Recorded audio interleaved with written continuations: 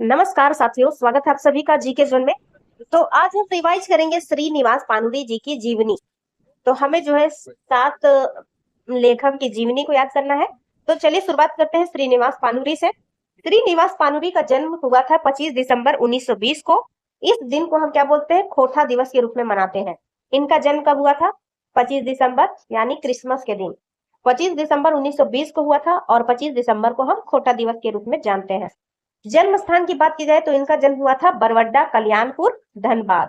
जिला की बात की जाए तो धनबाद में, और धनबाद में कहाँ पे इनका जन्म हुआ था? बरवड्डा, कल्याणपुर में।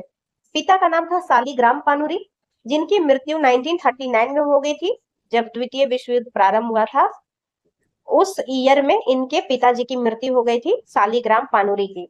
माता का नाम था दुखनी देवी और इनकी मृत्यु देखिए 44 में, यानी कि दूसरा विश्व युद्ध 45 में समाप्त हुआ था, तो उसके 1 साल पहले इनकी माता चल बसी। पत्नी का नाम था मूर्ति देवी। बच्चों की बात की जाए तो इनके 5 बच्चे थे, जिसमें से अर्जुन पानुरी जो है ये खोटा के, ये भी रचनाकार है, अर्जुन पानुरी। नेक्स्ट क्या है? मृत्यु की बात की जाए तो इनकी मृत्यु 7 अक्टूबर 1986 को हुआ था, जिसे हम पानुरी स्मृति दिवस के रूप में मनाते हैं। 7 अक्टूबर जो है, 7 अक्टूबर पानुरी स्मृति दिवस के रूप में मनाते हैं। और अगर पानुरी युग की बात की जाए तो 1950 से 1986 का वर्ष जो है, 1950 से 1986 का काल जो है पानुरी युग के नाम से जाना जाता है। उपनाम की बात की जाए या उपाधि, पानुरी जी की कौन कौन सी उपाधि दी गई है या किस उपनाम से जाना जाता है, तो चलिए एक एक करके देखते हैं। खोटा के भीष्म पितामह, इन्हें खोटा का भीष्म पितामह जो है विश्वनाथ दसौंधी राज के द्वारा कहा गया था।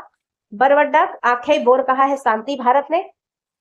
खोटा के वाल्मीकि इन्हें कहा जाता है, और ये कहा किसने है? पंडित रामदयाल पांडे ने।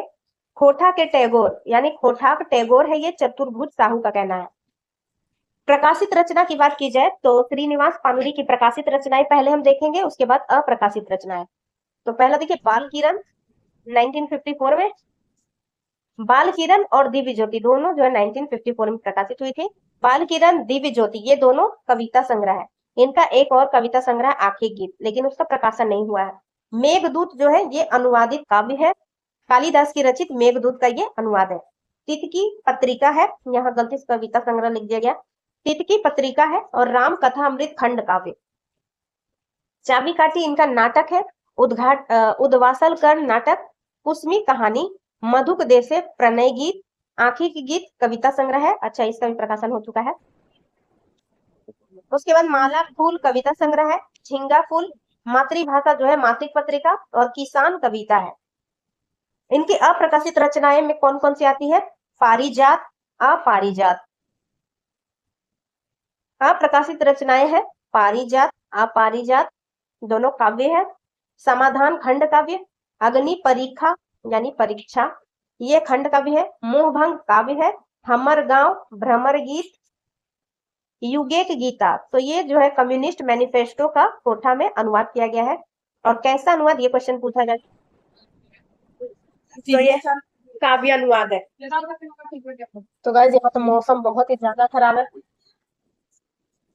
छोटू जी हास्य व्यंग है, और मेरे गीत मधुक देश, 2 बार लिख दिया मैंने। और रखते भींगल पाखा, कहीं पे मींजल रहता है, कहीं पे भींजल रहता है। ये कहानी संग्रह है। तो गाइस आज की वीडियो में बस इतना ही। इसमें हमने बहुत सारी चीजें जाना जो कि पानुरी जी के विषय में हमें जानना चाहिए था, जैसे कि इनका जीवनी, इनकी रचनाओं के विषय में हमने जाना, और इन्हें किस किस उपनाम से जानते हैं। तो कुछ कुछ और भी है, तो मैं दिखाती हूँ। देखिए पानुरी जी को दिया गया उपनाम यहाँ पे अच्छे से देखिए। विश्वनाथ दसौंधी राज इन्हें खोटक भीष्म पितामह कहते हैं। चतुर्भुज साहू का मानना है कि ये खोटक टैगोर है। विकल शास्त्री ने क्या कहा है? विकल शास्त्री ने इन्हें खोटा का नागार्जुन कहा है। रामदयाल पांडे ने इन्हें खोटा का वाल्मीकि कहा है। और शांति भारत ने इन्हें क्या कहा है? बरवड्डा आखे बोर। अन्य की बात की जाए तो इन्हें खोटा शिष्ट साहित्य का जनक कहते हैं। इन्हें उपनाम इनका चीन निवास है, और खोटा के पुरोधा भी इन्हें कहा जाता है। तो देखिए इनके जो जरूर से जरूर याद रखिए, इनका जन्म दिवस 25 दिसंबर 1920, मृत्यु दिवस है 7 अक्टूबर 1986। इसे खोटा दिवस और इसे स्मृति पानुरी दिवस, पानुरी स्मृति दिवस सॉरी कहा जाता है। और इनकी जो शिक्षा मैट्रिक तक ही हुई है 1939 में। तो कविता संग्रह जो है इनका वो है बाल किरण, आंखें गीत और दिव्य ज्योति। मातृभाषा खोटा और तितकी इनकी पत्रिका है। मातृभाषा जो है मासिक पत्रिका है, 1957 में प्रकाशित हुई थी। खोटा 1970 में। तितकी तितकी पत्रिका जो है ये तितकी पत्रिका जो है इन्होंने भी निकाला है, विश्वनाथ दसौंधी राज ने भी, ए.के. झा ने भी, सब ने अपने अपने जगह से निकाला, अलग अलग जगह से।